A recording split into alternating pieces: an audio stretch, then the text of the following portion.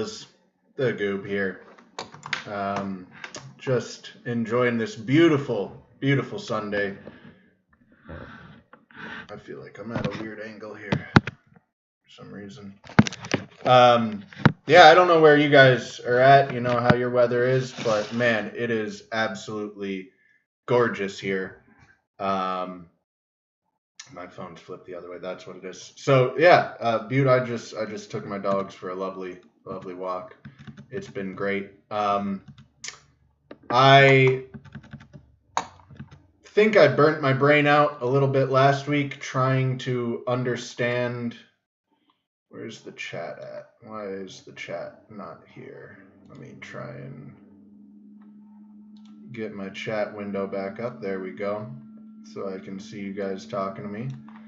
And yeah, I was trying to understand the Enochian language, and it was a bit much. All the gematria and translations, it's a really, really complex system. I know I did a very poor job of explaining John Dee's and Edward Kelly's work and how the Enochian language worked and how just all of it, because frankly I did a poor job of understanding it. So I'm going to come back to that at some point because their lives are incredibly interesting. If I remember correctly, John Dee's is the origin of 007.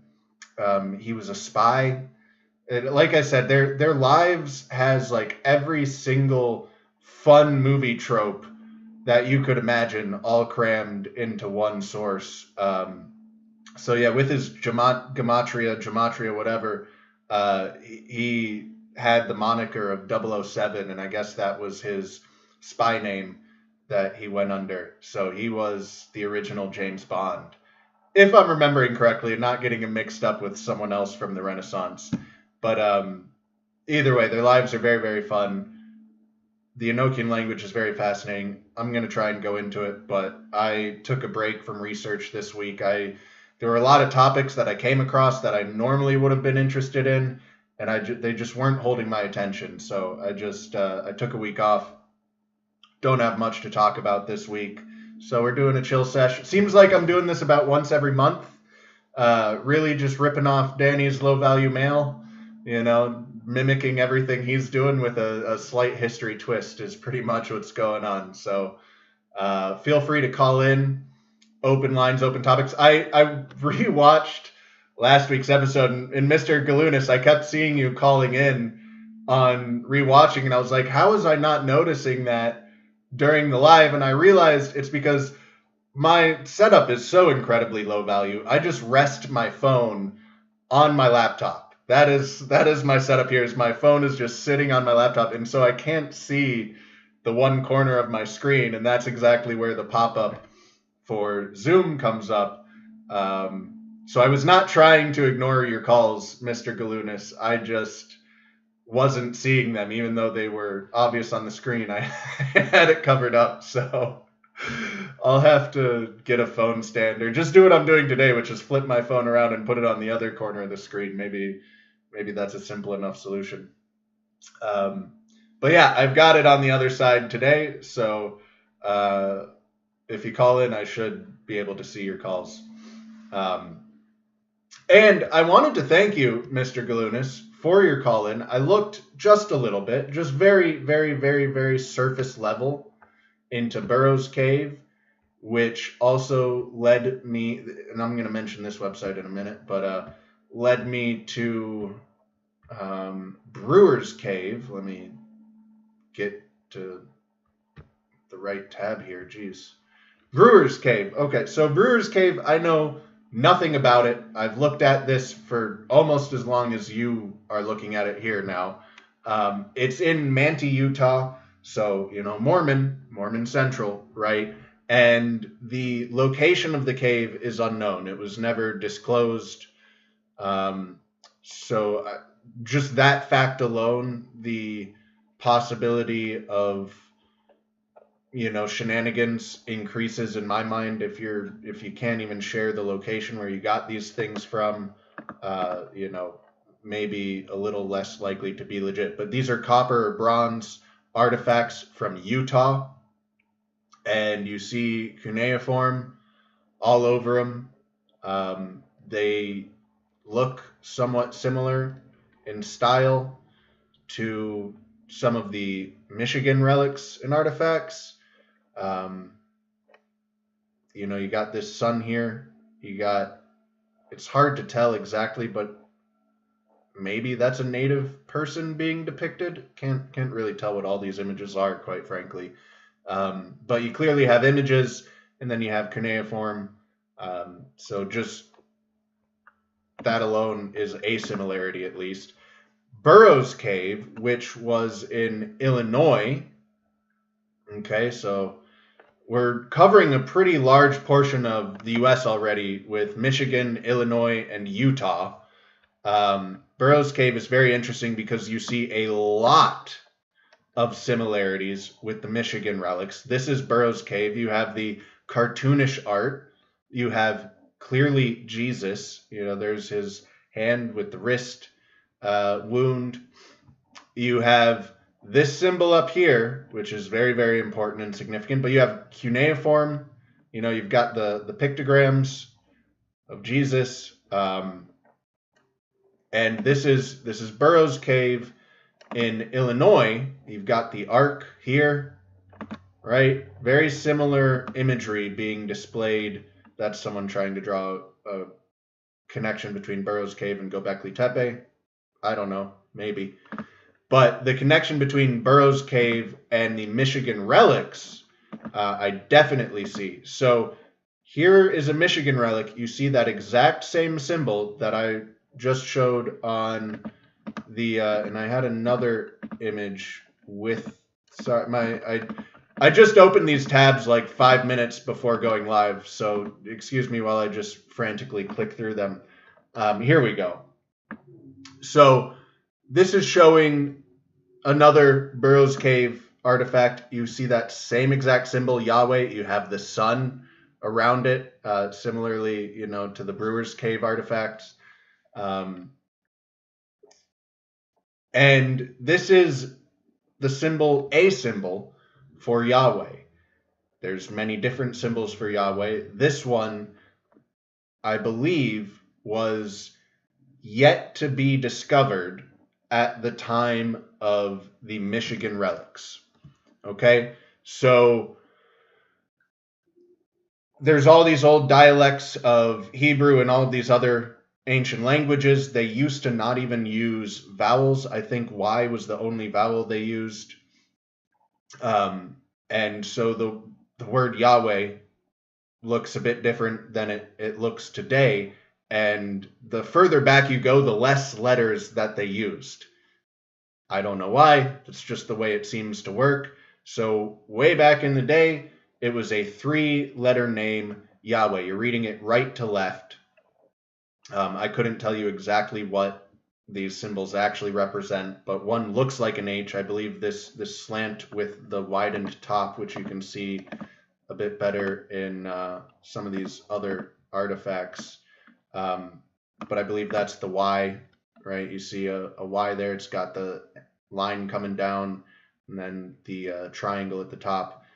Don't know what the last one is, but, Yahweh. Yahweh is what you're looking at. So across the Michigan relics and across Burroughs Cave, you see that same symbol very, very predominantly. And this is one example. You see it again here, Yahweh, on this Michigan relic. You see it again here on this Michigan relic and this Michigan relic, Yahweh, Yahweh. Also, another similarity is the depiction of these Native American-looking people. You see that across Burroughs Cave and across the Michigan relics, as well as that symbol Yahweh, all over the place on these relics. Very, very similar themes in their art. You see the cuneiform as well as other languages being used, hieroglyphics and cuneiform. Yahweh right there, Yahweh right there. So again, that version of Yahweh, I believe, was yet to be discovered, to be, translated in the what was it, like 1890, I think, when the Michigan relics were dug up. Just adding more fuel to there was something here. Oh, look, there's Mr. Galunas calling in. And again, spanning a very large portion of America. So even though there's strong evidence that there was shenanigans going on with the Michigan relics, there's also, in my opinion, some very strong evidence that the shenanigans came about because of something real. There was something real there, and then they fluffed it, if you will. So, what is up, Mr. G? Is this thing working? Yeah, you're on. Hey, Goob, so I got a question for you. When I was a kid in school, they used to say this, and I'm not kidding you. They would say the vowels were A, E, I, O, U, sometimes Y, and wait for it, and sometimes W. Now, I did not grow up with the sometimes W, but that's interesting. Yeah, okay. So I've heard one or two other people in my life say they've heard that with the W thing, and I was just curious if you did. No, I hadn't, but I mean, you know, what I was just talking about with the old scripts of Yahweh and stuff, yeah, I believe that is kind of how that worked, I believe back then they didn't have the A-E-I-O-U, they just had the Y and W. So, yeah, that's interesting. Oh, you muted yourself. Mute. There you go.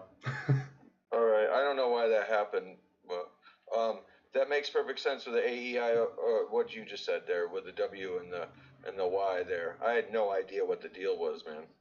Yeah, and I mean, I have a very, very, very surface level understanding of it myself, but as far as I understand it, yeah, I do know that they didn't used to have the other vowels. The other vowels are newer. Ancient Hebrew definitely did not use these Jesus Christ. But vowels, yeah. Struggling. But yeah, they did have Y. I'm not 100% sure about the W. That might have been their other vowel at the time, but I know they were exclusively consonants in their writing. They didn't use any of the vowels originally. That's wild. That's wild.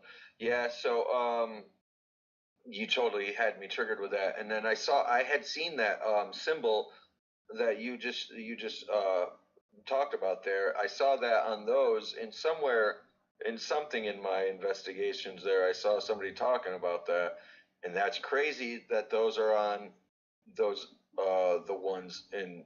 Well, I'm going to get them confused. Okay, you were the ones in Michigan and Illinois. Yes, correct. That they're on both of them. Yes, that's pretty interesting, because like if they're both, they're probably going to be called both frauds. You know what I mean, by most people.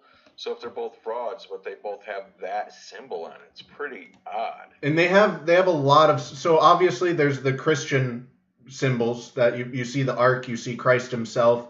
But what's maybe even the most interesting to me is that you have these depictions of Native Americans along with these Christian symbols. So like right now on my screen, you can't see it unless you're watching, but I've got a Michigan relic pulled up with Yahweh over the head of what I would say looks like a Native American being depicted.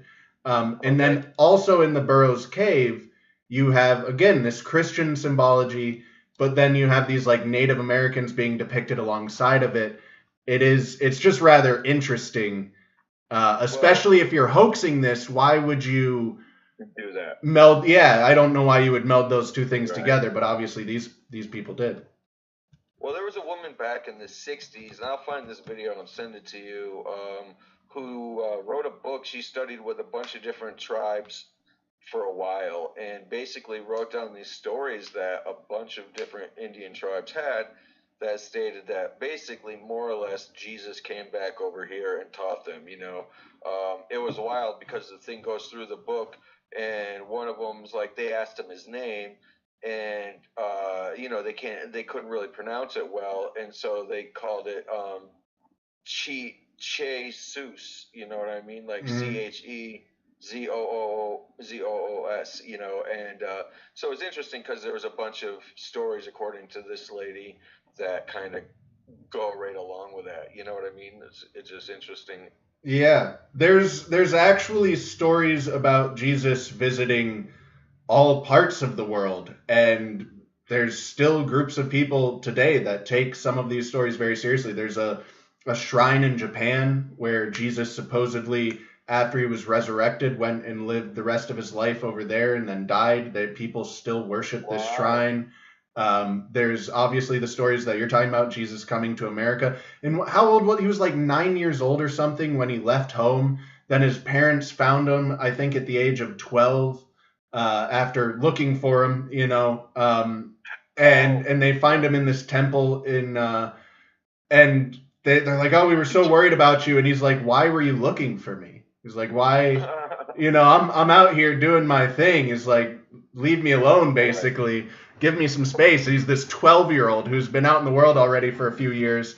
right. And in the Bible, it doesn't address where he goes for his No, adolescence. And so there are all of these stories of him traveling all over, and a pretty common theme in these stories. So there's two different stories. One is categories, which is him after his resurrection. Where did he go right, after his resurrection? There's multiple reports of him ending up in different places. But then there's his adolescent years as well. Where did he go during those adolescent years? And most of the stories surrounding his adolescent years are him traveling to these places and studying these foreign religions and learning these, worldly and otherworldly secrets. And then he comes back to Jerusalem, and he deploys all of the knowledge and the miracles and all of these right, abilities that he's picked up from traveling the world and studying Buddhism and etc. Right? Um, right. so yeah, I don't know. There are quite a few stories of him reaching distant lands, and I don't know. Yeah, I'm I I'm find pretty those open to ones, the those. ones that after his resurrection would be the ones that are really interesting to me because, like, I believe it says that he, doesn't it say somewhere he's like he's going to go take care of, the rest of the flock or something like that. So it's kind of interesting. However, there's really, what constitutes proof with this. I mean, that gets even murkier, but that's really interesting, man. Yeah, yeah. Hey, so I went out and saw Danny's show last night in freaking Saratoga Springs. That's a weird town out there, dude. Weird town. I don't know. You're not from or you're from probably somewhere down south on the coast, but man, I don't get it. Like, okay, so upstate New York is not like the city at all. It's like two different worlds, okay? Like, New York City is like maybe 4 years ahead of the rest of the state, like lingo and fads and everything.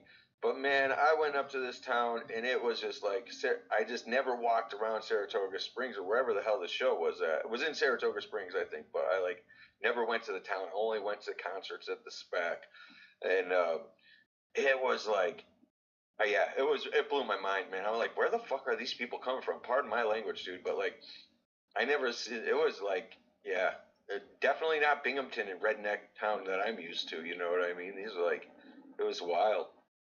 But he was hilarious You last felt night. It like was you were great. in the future. Is that what you're? I'm not fully following No, what the man, they were weirdness. like too rich to be in upstate New York. Like, I guess maybe it's by the capital, so that's Gotcha. why it is. Okay. But I'm like, where, like one store, dude, I like walked in the store, and I'm like, why is this lady giving me this look, right? Like You the damn clerk, hobo. yeah, right. And she's giving me this look, and I go like, cause it's like a cowboy store. I thought like they had cowboy boots and some corny ass cowboy shirt. I thought was funny, so I went looking, and I go look at the price of this like shirt, and it's like. I look again and I'm like, oh, that's $1,500, not $150. Like I Yeah. thought that was expensive. So I'm like, now I know why that lady's looking at me. Right. Yeah. Uh, but yeah. So But yeah, that uh, you saw Danny live. That's cool. I've yet to see him live. I don't know if he'll ever come to my area. It's oh word. not the biggest comedy scene here, so. Yeah, well, apparently, I mean that club, like, first of all, there was a Volkswagen in the place. Like they had a Volkswagen Beetle inside the bar, behind the bar. And so then I had asked him, like, do you guys have problems with people punching each other, like Punch Buggy Ray? Oh. guy's like, nah, actually, nobody's ever done that. And I'm like, really? I always preferred Woody Whacker because they're more rare. You see beetles all the time, you know. What's Woody that? Whacker is, you know, when you get the wood paneling on the side of the old station wagons. That's good, dude. Or sometimes you'll see like a modern PT Cruiser with the fake wood paneling.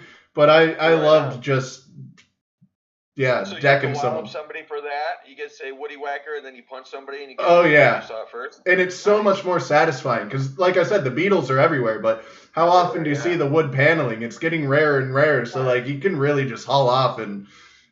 Right. I'm gonna use the Woody Whacker one. I like that. Yeah, it's fun. That. Yeah, but the club seemed like they had a lot of. I mean, first of all, it was like the 7 o'clock show, and there was. I mean, the room looked almost full. Smaller room, but you know, apparently these people go to see it, and you know, they claim to have had a lot of alumni through there. You know, like they had pictures of basically everybody. You know what I mean? Eddie Murphy, freaking like all the way through, but they were all old pictures. You know what I mean? So it's probably something on the circuit, right? You know, but yeah, I don't know, because the way upstate New York is, man, like that's where a lot of the people have fled the state from, you know, like once NAFTA came through, the last of the factories we had here more or less closed down. There might be a handful, but you know, there's just blight everywhere. So it was kind of weird to see that much money up there. And just those people, like people just walking around, you know, like you never see people walking around like that here in my town. Yeah, you know, why not link this back to history? But yeah, what you're talking about is something I've mentioned a few times, which is like this, you see these massive discrepancies even in very localized small areas. And so when we look at history and we're trying to make sense of things, we often are encountered with situations where we go, that doesn't add up, that doesn't make sense. Why are you seeing like such high quality stuff right next to such low quality stuff and things like that? And it's like, yeah, that's kind of how the world actually works, though. There's no real good reason to expect it to be different in the past. Like you see that all over the place today. Why wouldn't you see that in the past? Right. That's also one of the oldest areas in the country. You know, I mean, you know, Albany is the capital of New York, which is basically where I was, and you know, the Dutch founded that, and right after before they started New York City, I believe that they started that, and yeah, so that's like one, and I kind of, you could see it, like there was one town where the way the GPS took me, and I was like, wow, the buildings were really old, you know what I mean, like really old. And in New York, you really, you know, like where I'm from, you get a lot of the buildings, you might get some that are back to the 1800s, but not, like you could tell they were older than that still, you know, a few of them, and I was like, holy cow. Speaking of... You don't get... No, go ahead, sorry. Go ahead. You just don't get that, you know, in this country, you know, 1600s, that's as far back as you're going, right? Like as far as these things are concerned anyway, right? So you just, you know, there's just a handful of old spots, and it's kind of weird to think that that's one of them too, you know? Yeah, and speaking of old New York buildings, Told in Stone, which is a pretty solid YouTube channel, 4 days ago uploaded a video of old New York buildings. It was just a compilation. There's also I could pull it up, but I'm not gonna. Yeah, whatever. Maybe I will pull it up. But I've mentioned him a bunch of times on my channel. I'm subscribed to him. But it's just, you know, good like 1800s architecture and earlier architecture in America. Gotcha. Yeah, but 4 days ago, very, very recent video, Told in Stone is the YouTube channel, did a video focusing on old New York architecture, and I think those are always fun to watch because they're so much more impressive in just the volume of buildings, because like you said, so few of it is around anymore, and you know, it's always breathtaking when you actually see this stuff in person. But to think about, that was the entire city. You know, Jared Boosters is the other guy. Jared Boosters is a really good resource for. Who he is too. Yeah, It's for like you old pay pictures to and architecture. yeah, word. Yeah, I'll have to send you a couple of people too. Then you might already have some of these people though, but yeah, I'll talk to you about it later. And that video will probably be done later this week. I'll let you know, and we'll let you know before we load it too. Yeah, I mean, cool. Yeah, sounds good. Word, word. And thank you for bearing with us there, dude. And I did forget to ask you one question. How did it feel to pop our cherry? I felt it was mine too, so it was Okay. extra special. I haven't been interviewed since high school, so. Oh, word. I mean, Word. besides like job interviews, right? Like someone actually, hey, I'm No. interested in you. Yeah, it hasn't Yeah, been since right. like high school, so That's funny. that was very That's cool. funny. Nice. Cool. All right, man. I'll talk to you later, Tater. Yeah, thanks for the call, man. Yeah, bye-bye. So, yeah, the Told in Stone video was pretty cool. One other video that I enjoyed a lot this week, and I need to go back and rewatch it. My brain just wasn't engaging in these topics this week. Like, I do this stuff for fun, and my brain just wasn't, like, having fun with it this week. Not that I, was, like, against it or anything, but, like, I'm normally really engaged with this stuff. I watch this stuff, and it grabs me. Nothing was grabbing me this week. But something that I know, I might even rewatch it after this show, was Mind Unveiled's Part 2 on the Tartaria China connection. I really enjoyed his Part 1. I'm pretty sure I enjoyed his Part 2, but like I said, it just wasn't grabbing me at the moment. I need to go back and give it another shot. But I liked the first part a lot. Pretty sure I'm going to like the second part a lot. The guy does good research. You can disagree with him all day. The guy makes compelling points. He makes compelling arguments. He draws from compelling research. There is this very different version of history, of relatively modern history, going back just a couple hundred years, that is out there.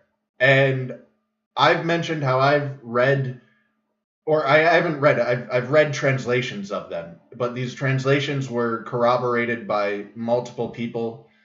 Could they have all been bullshitting and saying they understood the Old English and whatever, language this was? Maybe. But I could pick out certain words, right? And it did seem to line up somewhat with these translations from my very, very limited understanding. So I've read family diaries, family journals that have been passed down through the generations that, again, tell not only an alternate version of history, but there's congruency within this alternate version of history. It's not like it's just these random stories that are popping up and each one is different. And it's like, oh, this Jim Bob down the street, is talking about how the Nazis actually won the war. And then Bob Jim, also down the street, is talking about how the Japanese actually, it's like, no, they're telling the same version of this different story. So why is there this alternate narrative out there? I honestly don't know, but it's pretty interesting. It's pretty compelling. So this Tartaria China connection that Mind Unveiled is making, I really enjoy it. Yeah. But yeah, I'm going to look more into these caves, the Brewer's Cave, and maybe, well, yeah, the Brewer's Cave, I don't know. I've, again, just purely on the first glance, because I have not looked into this at all. Again, this Google Images search is the depth of what I've looked into the Brewer's Cave. But just the fact that the location isn't being shared makes me a little bit skeptical. But there is something also somewhat interesting here that you see that same, star sun imagery, this cuneiform. It does seem to resonate a little bit with the Burroughs Cave and with the Michigan artifacts. Also, said I would mention this website later, so that's what I'm doing. I stumbled upon this university's website that looks, I have not dug through it at all, but it looks like it's going to be a really, really, really good resource for me. Archaeological sites in America. And you can click on that. And here, let me go back a few. So, map of sites. And they just have an entire map with all these different locations. And you can click on, any of these locations and they pull up more. You can go through and look at the images. So I'm definitely going to be digging through this site, seeing what I find. These things are out here. They're online, but with I've talked about how information is highly, highly regulated online. Trying to find these depositories of information, these repositories, these I'm not great at always using the perfect word, but whatever. They exist online. It's like the information is out there. It's just actually being able to find and access the information. A lot of it is hidden behind paywalls. A lot of it is hidden behind, even if you're willing to pay, a lot of this scientific and archaeological research you cannot access without the proper credentials. It's kind of like going into the Vatican archives. Like they're not just going to let anyone in there. Even if you flash them a 50, you show a little Thomas Jefferson or whatever. You have to have the right credentials. You have to get like accepted and allowed and apply for permission to get access to this information. And your normal, everyday, average person isn't even going to be allowed to apply, much less get accepted. So the information exists. It's just finding the information and actually getting access to the information. It's difficult, takes a little bit of effort. So let's go. I like it. Yeah, and I mentioned about the Spanish and Indian gold and treasure hunters. A while back, I mentioned how off the coast of, I want to say Cuba, maybe Brazil. I'm really not too terribly confident on the location, but there was a Roman shipwreck that was found. Treasure hunters found a Roman shipwreck, and presumably because the specific reason as for why was bullshit, very clearly bullshit. But after discovering this Roman shipwreck in a location that it should not have existed because the Romans weren't coming to the Americas, don't be an idiot. They banned searching for, they banned treasure hunting off the coast. So just a fun little tidbit.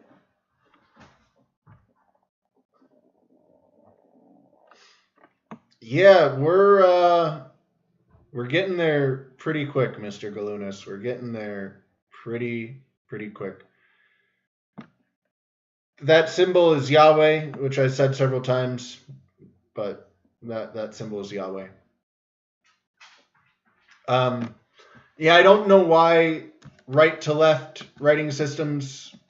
I don't know. What's interesting is I don't know what direction you're supposed to read hieroglyphs, like Egyptian hieroglyphs. I think it might be left to right, which makes stuff like this even more interesting because you get. I don't know if that's cuneiform. I think that might be some form of cuneiform. These sticks and lines, but then you clearly have.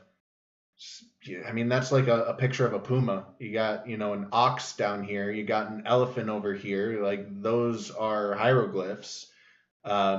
So, especially if this is a mixture of languages that are read right, because Yahweh here, that's read right to left, are all of these languages right to left, or have they really, really mashed things together? I honestly don't know the answer to that. Looks like Yahweh down here too. But that would be even more interesting. And as far as the Michigan relics being gibberish, since there does seem to be pretty clear evidence of forgeries, and it seems pretty unlikely to me that the two forgers would have properly understood these ancient dead languages, especially well enough to intermingle them all three together.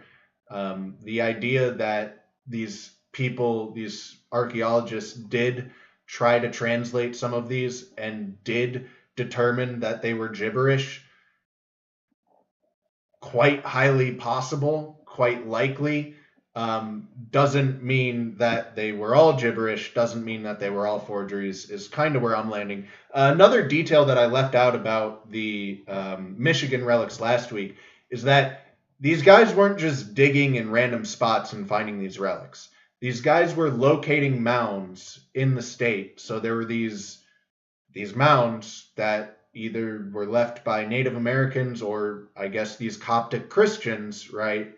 And then they were digging in the mounds and locating these artifacts. So while it is somewhat fishy that all of the finds that we know of, because I mentioned how easily things get dismissed. So if someone did turn up with a new Michigan relic, how I could see that not even getting recorded very easily, just instantly dismissed, not even becoming a part of the narrative at all whatsoever.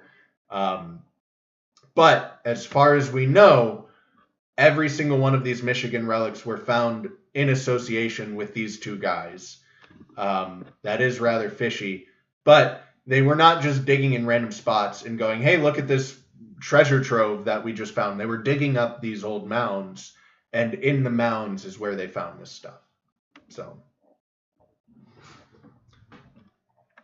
if Egyptians came, the Romans would know. I think there's evidence that both of them came. So I guess you're saying, like, if Egyptians came earlier, that's why the Romans came, because they knew of the Egyptians coming. I think that might be what you're arguing, which, yeah, it could be the case. That could be the reason why you're finding these Roman shipwrecks off the coast of the Americas, is because they were trying to follow the Egyptians. I don't know. Yeah, you remember me talking about the wreck. That's good. Yeah, I have not looked up Brewer's Cave whatsoever. I was looking into Burroughs Cave, very surface level, and the name Brewer's Cave. So like 2 minutes before I went live, I Google image searched it. But I am going to look into both of those. I think unless anyone else wants to call in, I'm probably going to wrap this up soon. I'm going to finish reading through chat. I think I've pretty much covered the wee bit of light topics that I had to cover. I was slacking off this week. I needed a break so I could, like I said, I do this for fun. So I'm not trying to force myself to, dig into stuff when I'm just not feeling it, because that's not fun. And the whole point of this is fun. So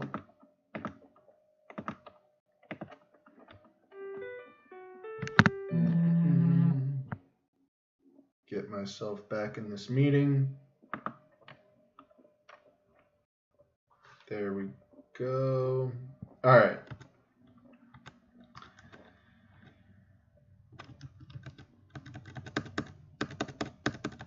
Tabs. Okay. All right. Yeah. Let's see what you guys are saying, and then I'm gonna wrap this up. Mr. Slav, you should link in at some point.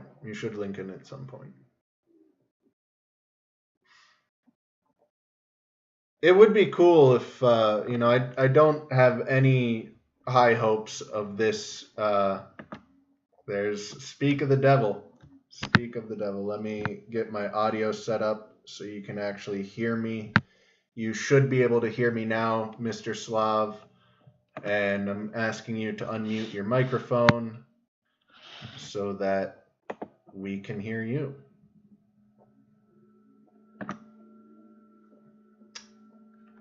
I don't hear you, but it seems like your mic is on. Oh, there you are. Hey, yo, we talking about like uniforms and all that kind of stuff. Oh, we talking about cuneiforms and all that kind of stuff. Hey, I've been kind of throwing this thing out here since, I guess like, even when I was in college, so like before 2017, but this use of emojis,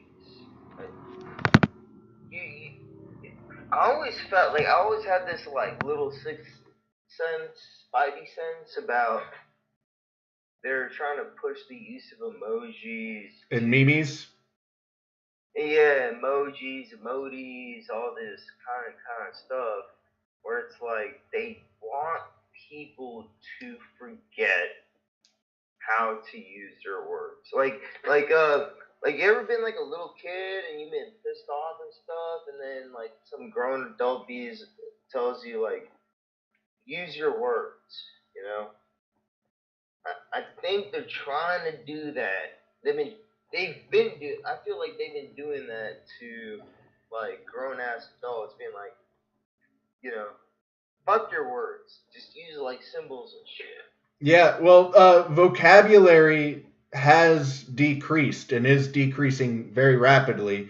I mean, you look at the kids nowadays and they have like first grade vocabulary graduating high school, you know. And yeah, I think I talk about this constantly. There is an attack on the general populace. They want us dumb. They want us reliant upon, you know, corporations and governments. The dumber you are, the less ability you have, the more you have to rely on them, the more you have to obey them, right? And so the attack comes from all angles. It's absolutely all encompassing, and language is a part of it. They are dumbing us down, and the simplification of language is a part of it. I agree with you. And I also think it all seems like Bolshevistic when they integrate slang into 1984 newspeak, doublespeak. Oh yeah.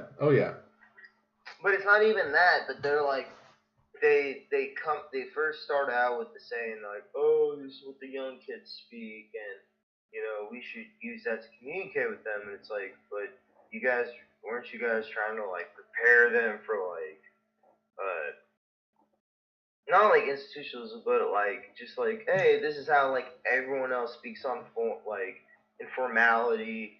This is you should know how to read like documents and stuff. So when it is presented to you, you can clearly read it, and if you have any like disagreements, you can properly word your refutement. If that makes sense, right? Yeah, I don't know if you've ever listened to politicians or anyone really, but like, you know, back when the radio was newfangled, you know, you listen to like debates and stuff back then, and it's almost an entirely different language. You can obviously understand them. It's English, right? You can, but like, yeah, people don't speak the same way anymore today. Their vocabulary is incredibly limited in comparison. Their ability to articulate their thoughts is incredibly limited. I mean, when you don't even know the words, yeah, you're not gonna be eloquent, you know. And so yeah, I do think it's intentional. I do think it's part of the attack, and I do think you know, removing your ability to communicate is a pretty powerful form of oppression. And with all of this dumbing down through both our school systems and things like TikTok and the internet, where we communicate through memes now instead of actual discourse, and everything is just devolved into yelling, "You're a fag," "No, you're a fag." Yeah, it's not good for our psyche and us as a community and a population. Yeah, no, I figure, and then like with the meme stuff, it's. I mean, I do have a legitimate concern for like Danny and Ryan. Like, I didn't read through the whole like. I've read like the major parts of that C-63 bill that y'all have up there. I'm You not read that? Canadian, but yeah. Yeah, and it's just, bro. Like, I'm pretty sure they probably hid like some subsection of like you could be holding a Canadian citizenship and living abroad, but if you make like some sort of digital post, Getting deported over a meme, that's no. It's not deportation. It's extradition. right, yeah, okay. That's hilarious. That did not occur to me, but that is hilarious in a very grim way. I don't you're American, right? No. I'm an immigrant too. I'm a Russian immigrant. But you live in Texas, yes. Yeah, you live in America. Okay. Yeah, in Texas. Yeah, so there was a recent story of a bunch of 8th graders. I want to say I know. Yep. It might have even been in Illinois or something. I don't remember the state. Doesn't really matter. But yeah, they all got arrested for joking about having a slave auction with some of the students that they go to school with. They're all charged. So yeah, free speech is pretty dead here. I was living in Washington State in 2017, and they enacted hate speech laws in Washington State. If I walked into Seattle and I called someone a faggot, I could have been arrested in 2017. This stuff is like, I don't know, people there's, I don't want to get too political on here because it's just not what this show is, but like people have this disconnect from where America used to be, and they think that America is still that, and it's like, no, we're long past those points. The Bill of Rights, freedom of speech, all of this stuff has thoroughly been trampled. We laugh at Canada, it's happening here too.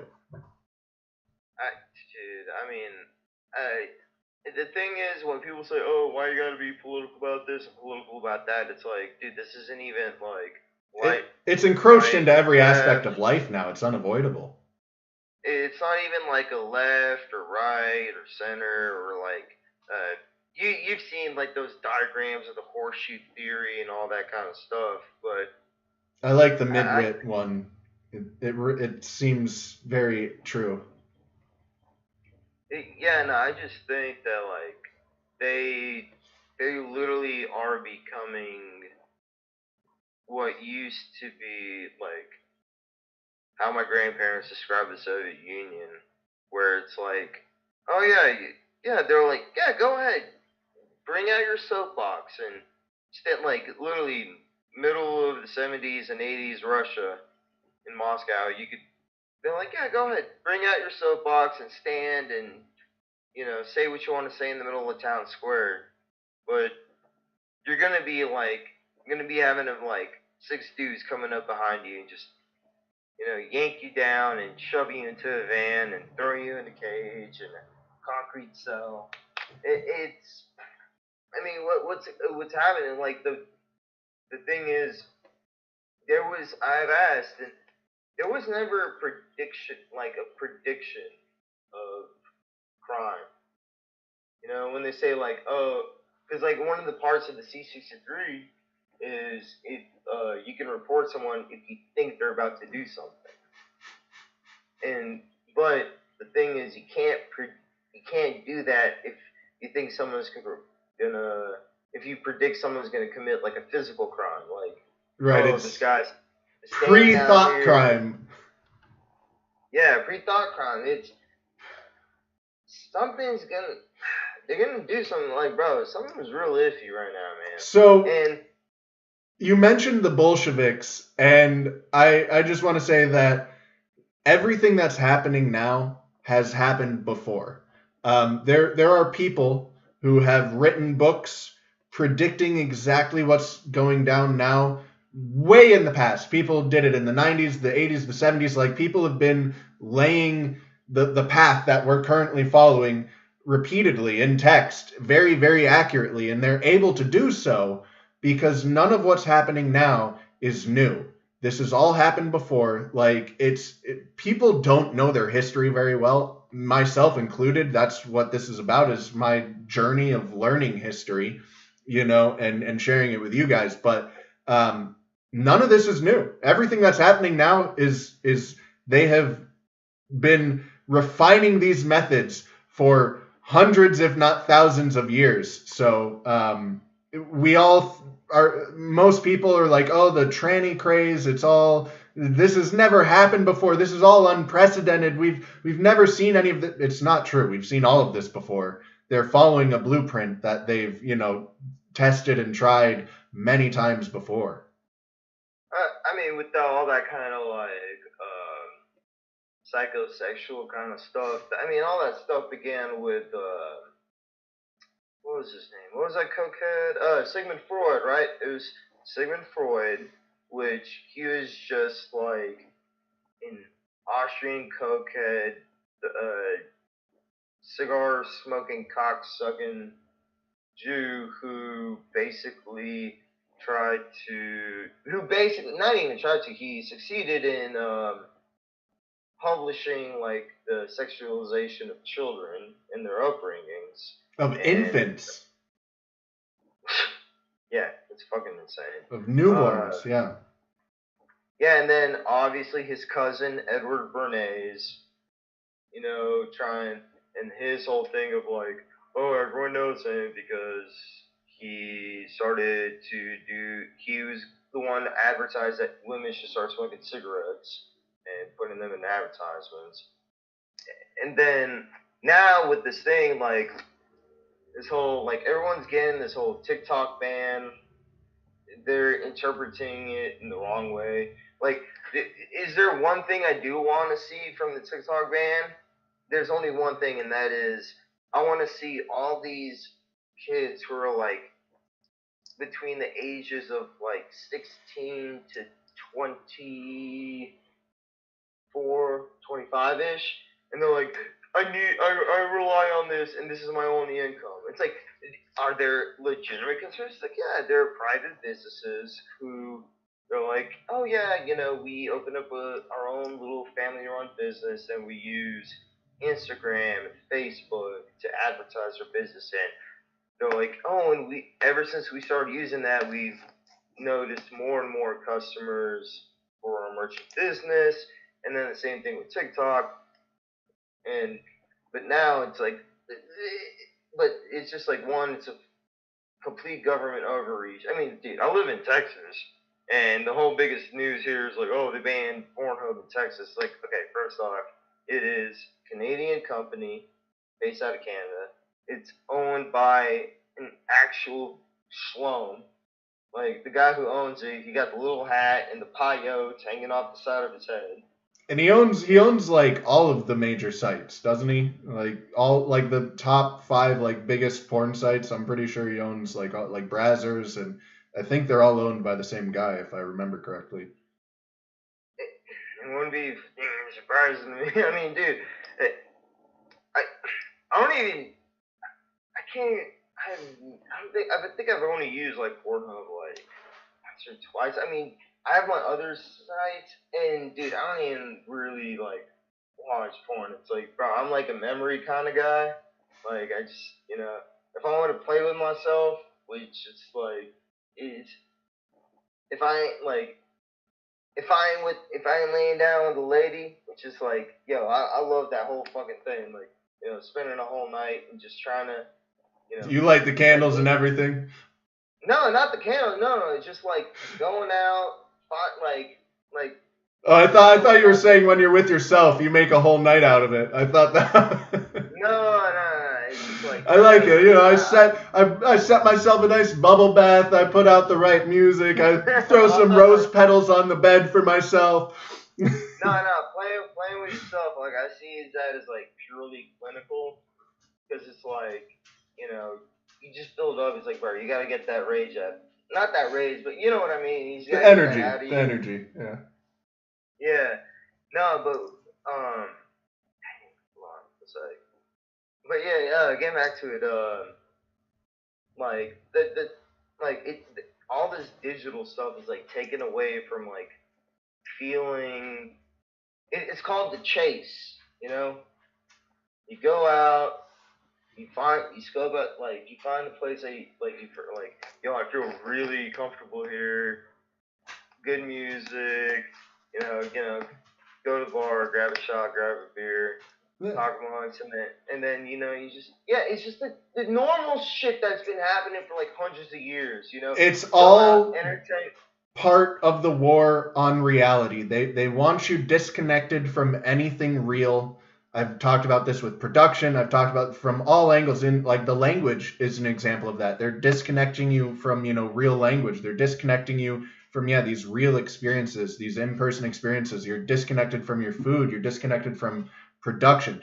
Anything real, like you said, anything that's been going on for the last million years, all of humanity. They want you disconnected from as much of that as possible. Any real architecture, any real art. Modern art is this retarded, ugly bullshit. Modern architecture are these cardboard castles. It's anything real, there's a war on it. There's a war on all reality and all realness, Bro, you're telling me, dude. And what sucks is, like I'm not trying to be hating on the females and stuff, but like I've always said, like it really sucks when I think I mentioned this on here before, but Tim Dillon said that he quoted someone, but he was saying that like it is a indicator of the low point of society when you have both young people who are teenagers up to the age of 35 who are having to engage and think about politics, and the same thing for women. So with the thing with women being forced into being engaged in politics, because I'm not trying to be like downgrade women, but it's like I really hate shit got pretty fucked after they got the right to vote. No, but what it is it's. Have you ever seen a woman try and think? No, like being not try and think, being forced to think, right? Like they're having to. It's like, oh hey, it's cool. Like okay, sure, work for a few years and then find someone and just raise kids. Like that's just what y'all used to be doing, right? For millions and millions of years. But now, like, y'all have to engage in bureaucracy and procedure and pageantry. Well, it's like you see it like. Okay, this is probably not the best example, but I see the best. You're familiar with Gas Digital. You're familiar with the Racist Live Chat. Oh yeah. The SDR show, the Sex, Drugs, and Rock and Roll show. Not familiar with that actually. Never seen it. Yeah, but Big J Okerson and Ralph Sutton. Yeah, so they host a show, and a lot of times, like they either have musicians, but a lot of time they have porn stars on, and they play games.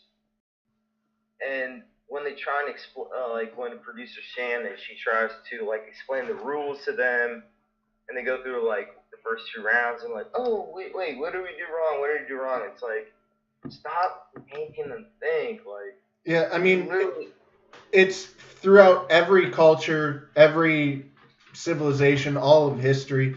Women have accurately been understood to be followers. Women follow, men lead, and we've completely uprooted that in our Western society. And so you instead of being led by the household, the man of the house, instead of being led by their fathers, they're now being led by corporations and news channels and the government. There's a not completely insignificant portion of people out there that are Joe Biden's daddy. It's like whatever he says is what I'm doing. And I know that sounds ridiculous to us sane, rational people, but like that truly exists out there. Dr. Fauci, please give me that ouchie. It's like they are created to follow. It's understood throughout all of history. And, taking away the natural dichotomy that we've always had, they're still going to follow something. And instead of following the men in their lives, they're rejecting their actual father, and they're replacing them with these false authority figures of the government, of TikTok, of Facebook, of Dr. Fauci, of whoever. And it's wreaking chaos. It's not good. No, I get that.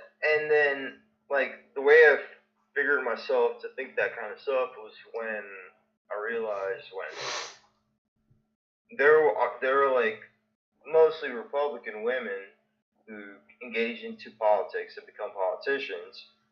Some of them were weird, like, I mean, it's like two sides of the same coin, these left and right. But like some of these Republican women who become politicians, some of them genuinely are like, okay, well, I actually see something wrong happening in society, and they're saying like, I remember how I grew up in my family, my mother, my grandmother, they didn't have to do this, and they're like, now it is almost like there's always exceptions to the rule. Yeah, something is wrong when there are women who are genuinely being like, our identity and our genuine inherent genetic like use in life is being attacked, and they're like, I have to go out of my way now to be in a man's world, engage in men's activities, which is politics, which everyone should try and isolate themselves from as much as possible.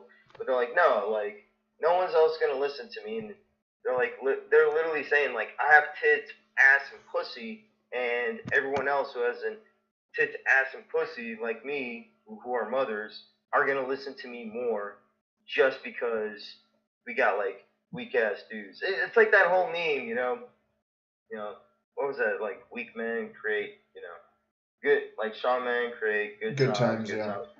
And all that. And, dude, when I first saw that, I was like, bro, I wish this was fucking true. And I'm like, oh, y'all seem like dorky. I mean, historically, it is true. That is, you also have the cycle of, you get dictators. There's a lot of repeating patterns in history, and one of them is strong men, good times, weak men, bad times. Another is the transition from dictatorship. You start with a dictatorship, it eventually becomes, hopefully a benevolent one, right? But eventually power corrupts, ultimate power ultimately corrupts, right? And so the dictatorship becomes a bad one, and that gets overthrown, and you get replaced with a republic. Okay, and then the republic degrades into a democracy. The democracy degrades into communism, and then that gets replaced again with a dictator. You get these patterns of, sexual liberation and immigration that go along with them. Everything is just a repeating pattern in history. There's so many examples, and it's a 100% correlation rate of civilizations that have gone down the path of sexual liberation, and accepting gays and accepting trannies and empowering women. Every single one has faced cataclysmic collapse shortly after. These often go along with other problems like unfettered immigration. So you get the increase in sexual liberation along with this radical acceptance, this idea of we need to allow everyone in. We have this flourishing country. So you had this country that was great, these strong men creating good times. And then you get these weak men, and they go, we should let everybody in. Everybody should be allowed to live exactly how they want. Women should be able to whore themselves and not be shamed. Everyone should be able to do all of this stuff, right? And we've been going through these patterns since the beginning of history, and likely far before history. I've talked about previous ages in the past, before the Great Flood, before these other massive cataclysms that have fully erased and reset the world, but we've likely been going through these same exact patterns for an unimaginable amount of time. And just in recorded history, we've seen this over and over and over again. And the other thing that's interesting about all that is, like, I'm gonna keep hammering on this Bolshevism and Soviet communism system, but like, I'm actually like, I have an appreciation for the because like I do draw and I do art and I've done all that stuff, so I do have an appreciation for like old school propaganda. Like when you see propaganda from the Soviets, the Germans, the Italians, the Spanish, when it was during the 20s, the 30s, the 40s, they showed, they depicted like men with a wife and like kids and like strong families, right? And the Soviets even did this. They're just like be a strong, cohesive family unit. Yep.